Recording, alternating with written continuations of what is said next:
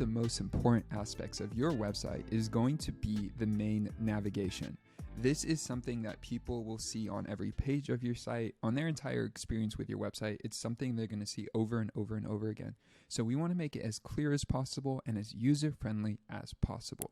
So in this video, I'm going to show you how to add every element you can to a navigation, and at the same time, walk through a few tips and tricks if you're e-commerce, or if you're a consultant, or if you have a portfolio, things like that. So let's begin. The first thing you're going to want to do is, as you can see here, I'm logged into the backend. So you want to make sure you're logged in. You see this menu on the left. That means you're logged in. The first thing we will do here is I am on the home page and I will click edit, or you could just double click into the page. So I'm just going to double click. And now I'm in the editor. You see all these blue lines, these little menus popping up. That means we're in the editor. Now, hover over the main navigation and click Edit Site Header. Once you click on that, this is where everything lives. First, you'll see there's 3 options up here. This is Global Settings, Desktop, Mobile. Here are all the elements. So the first thing we're going to want to do, we are going to upload a logo. So I'm going to click on Site, Title, and Logo. Maybe you've already done this, but I'm going to show you now. I'm going to click here. I already have a logo uploaded here, so I'm just going to add that. And you'll see it's added it in now. From there, you could adjust the logo height and mobile logo height, max height. One thing to consider here, if you don't see these options, I don't know if this is still something that hasn't been fixed yet, but if you don't see these options yet, just click out of the page, save, and then let it refresh, and then go back into the editor. For some reason, sometimes it doesn't load those options until you add the logo. As of right now, you see it.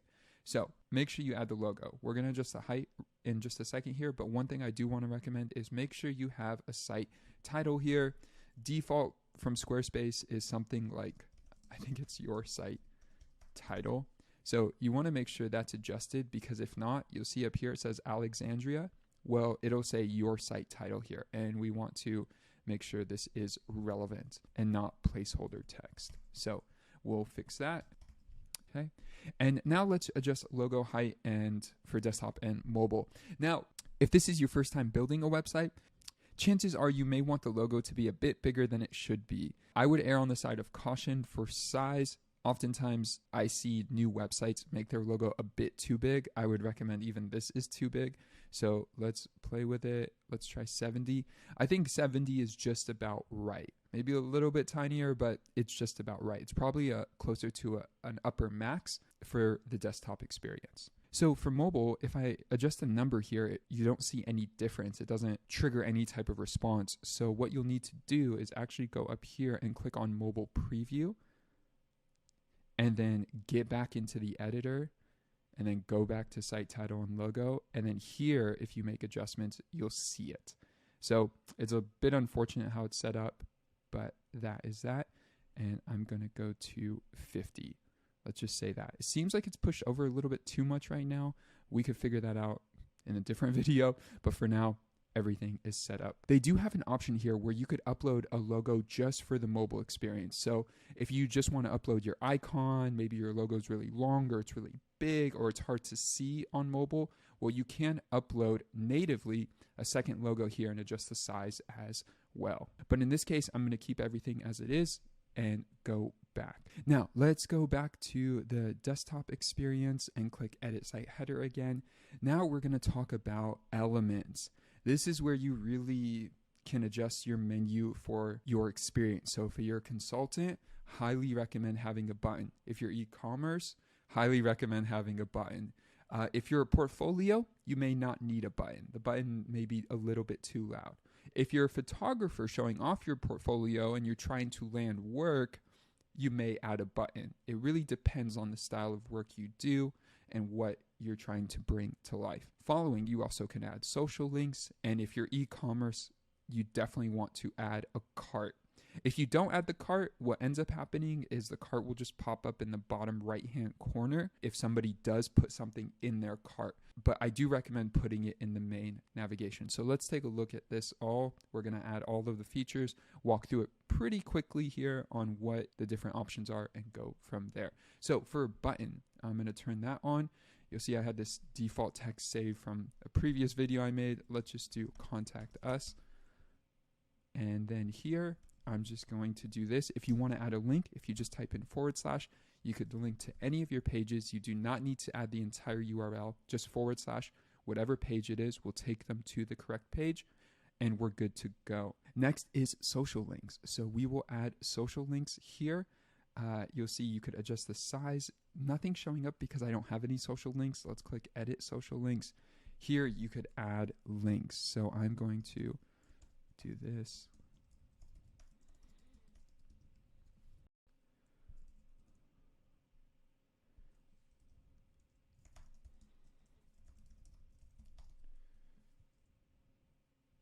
All right, so we've added Instagram and Facebook. You could add any social links you like. Now let's go back. And here you could see where you could adjust the size. Now, one thing I do want to note is I think there's a lot of spacing in between all of this, and we could adjust that in the design site styles, not here, but somewhere else. So I'm just going to add all the elements in, and then we'll go from there. For now, I think 20 is good. I may actually go to 25. If you click on this, you could just adjust it, and if you hit tab and you click out of it, it'll show you the size. So I actually think 25 is too big. I'll go back to 20, maybe just try 21. Let's just keep it at that for now. All right, the last thing we're going to add is a cart. Again, if you're not doing e-commerce or you're not selling anything, no reason to add a cart.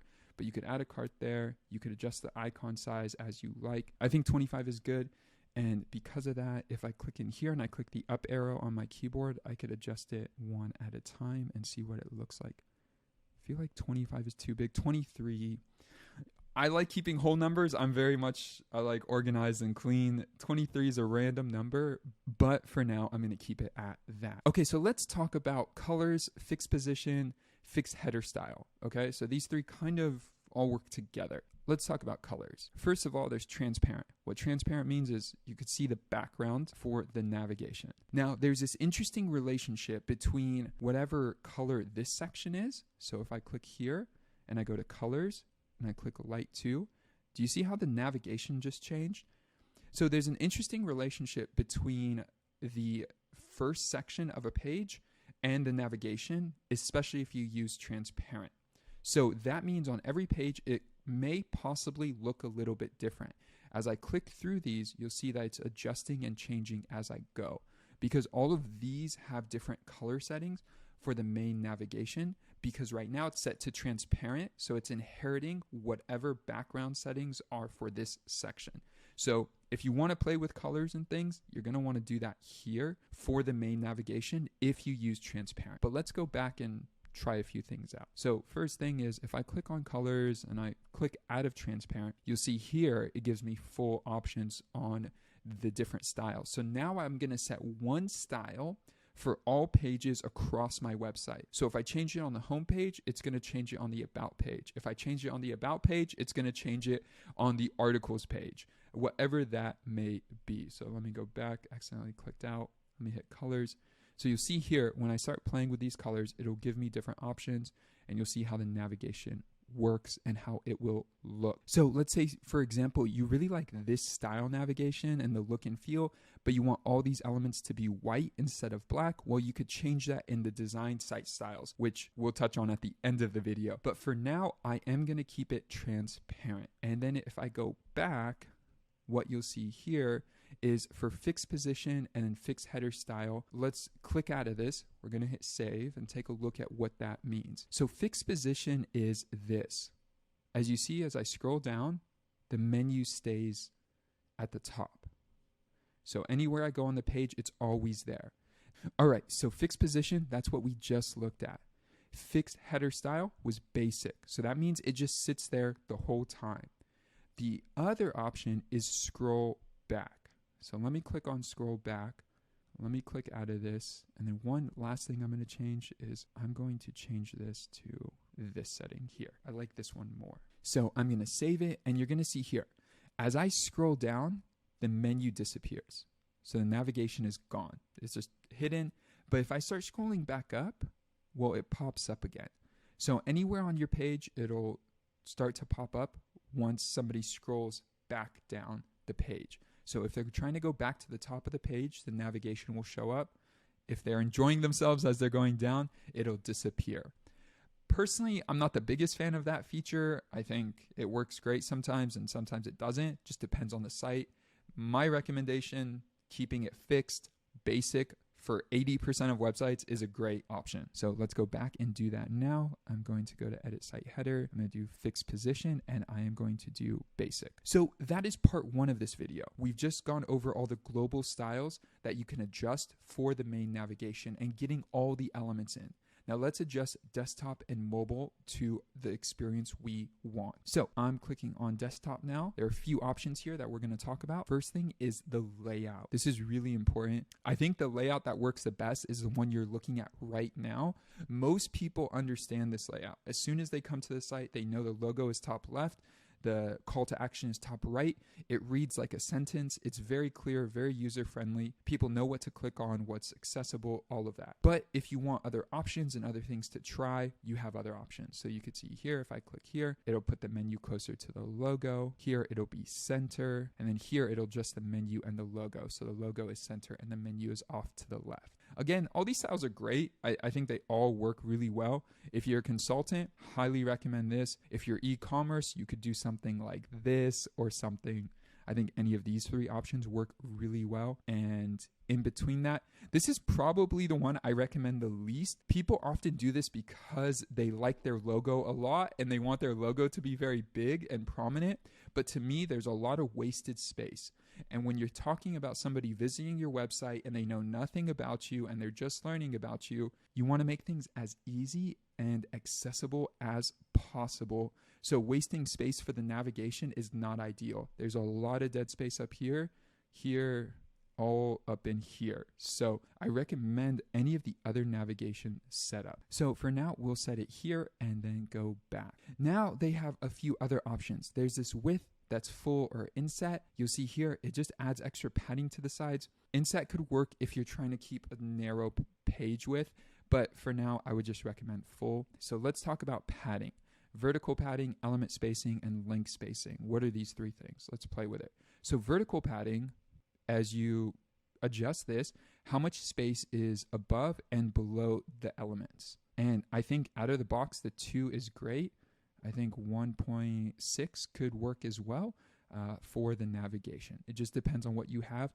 Giving nice breathing room, it doesn't have to be excessive, but a bit of breathing room really helps people understand what they're looking at. If there's too little, it gets a little bit tight. This actually works in this case, but if it was too small, it could be a little bit difficult to experience. But here, if you get too much space, it starts taking up way too much real estate. So we don't want that. So I'm going to go back down to 1.6. Okay, so 1.6. And now let's go to element spacing. So element spacing is the amount of space between each separate element. So this is a navigation. This is one element. This is the social links. This is another element. This is the cart. This is another element. And this is the call to action. So it's talking about the space between here and here and here, not here. This is going to be link spacing. So element spacing, I think, can be a little bit closer. So let's go to 1.5. And for consistency's sake, I'm just going to stick with 1.6. Too much spacing gets a little confusing. It's hard to tell what is what. Here at 1.6, it's a nice feel. Now let's talk about link spacing. So this one's already set to 1.6. This is going to change the spacing between the Instagram and Facebook button. It'll change the spacing between the about and read now. So if I go a little bit closer, you'll see those, they move here, and this gets a little bit closer here. If I go further, you'll see those elements are separating. So a good balance is right now, articles and Instagram look connected because there's so much space in between this. We probably don't want that. We want something relative to our element spacing. In this case, I'm going to go to 1.2. So what I did here is I changed the link spacing to 1.2 and the element spacing to 1.8. This isn't the perfect case, but in some ways it's saying, hey, there's going to be more space in between separate elements. And then within the same elements of the same category, they're going to be a little bit closer. That gives the user a good experience overall. So those are the items we could adjust for desktop. Oh, and I do want to make one point of clarification. Earlier, I said you could change the spacing inside site styles, but as you can see here, we just adjusted them right now. So correction on that, you could adjust the spacing here within this navigation. You could adjust the spacing here within this navigation. Okay, so part 3 of this video, let's now talk about mobile. All right, so when I click on mobile here, it does take me to the mobile experience, and let's review a few things. So there are 3 options here. First one is the actual layout. This confuses me a little bit because I always thought this was a button, but basically they're saying it's the cart. So as you can see here, when I click through it, it's basically just adjusting the cart. If you're a consultant, if you are e-commerce, logo on the left, menu on the right is ideal. Now you could adjust this, you could play with this, but for the most part, again, this is a really good look and feel. The one thing I would be concerned with is it looks like there's a bit too much spacing here. This is indented a little bit too much, so I would work on that. I think it's inherent in the actual logo file. There's some extra spacing here that I try to remove, but for the most part, this look and feel is amazing. So you could come in here, play with these different options, and choose the one you like. From there, you could go to the actual overlay menu. Now, this is really nice. I actually really love this user experience and how easy it is. So you could change the alignment accordingly. So you could put everything off to the left, center, or to the right. I'm going to keep things center. And then you'll see here the link spacing, which is talking about the link spacing between about and readme. You could adjust accordingly. So you could bring things together, you could bring them apart. If you have a bigger menu, it's worth noting that this will just scroll. But for the most part, I think if we go about here, I'm going to go to 3.5. I think that's a good amount of link spacing. Now here you could adjust colors as well. What do you want the navigation to look like? So you'll see here, nothing is currently selected. So let me choose this. And you'll see that actually works really well. The logo disappeared because it's a white logo on a white background, but with the blue background, it pops up and you'll see the button here show up as well, which is really nice for the user experience. So I really like this menu and this style. I'm going to go back, and now I'm going to go back one more time so you'll see that go away. Now this is a big one. I personally only like this option, the hamburger menu, or if you're feeling fancy, this option. I do not recommend the plus sign, and I do not recommend the 2 lines. If you're a cool designer or you're artistic or you have a cool portfolio, props to you first of all. But second, I think these can work in that case. But for the most part, people know the hamburger menu. You don't want people confused on your website. So make it as simple as possible for them to understand what they're accessing. So here, I'm going to keep it at the hamburger menu. And just like that, let me go back to desktop. And just like that, we have designed and created our entire navigation for our site. This is, again, one of the most important spots on your website. I'd recommend not having more than 5 links up here, maybe 6, maybe 7. If you need more links up here, I highly recommend just dropping them in the footer so you could add as much as you want, but really focus on making this the best for the brand new user to give them the best experience on your site. If you want to make any further adjustments to the navigation, let's say font or colors or things like that, go to design and then click site styles. And then you have a bunch of options here. So if you want to change font or play with the color schemes or other things like that, you can do that here. And if you're looking on how to adjust the actual navigation, well, you'll do that here under pages. There are a lot of options, and I have other video content on this specifically on how to make the navigation and user experience really user-friendly. So be sure to check that out.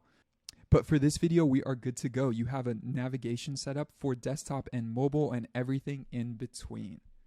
Hey, thank you for watching this video. If you got value from this video, hit that like button. When you hit that like button, it tells the YouTube algorithm some important information, but it also lets me know that you got value from this video. And if you did get value from this video and you want more content just like this, consider subscribing. We publish new videos every single week. Friday at 1 p.m. we post a new video, if not multiple videos throughout the week. If you have any questions, drop a comment below, but I will see you guys in the next video. Peace.